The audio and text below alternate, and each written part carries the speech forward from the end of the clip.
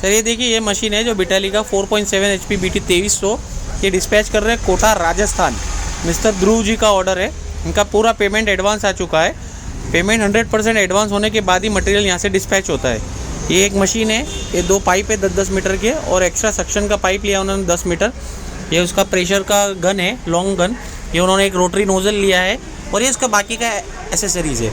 और इसमें जो पैकिंग रहता है वो हमारा वुडन बॉक्स में पैकिंग रहता है, तो ट्रांसपोर्टेशन वगैरह में कुछ डैमेज नहीं होता है। तो जिसको भी ऑर्डर करना है वो ऑर्डर कर सकता है ऑनलाइन भी। मटेरियल पेमेंट 100% एडवांस आने के बाद ही डिस्पैच होगा। Okay, thank you.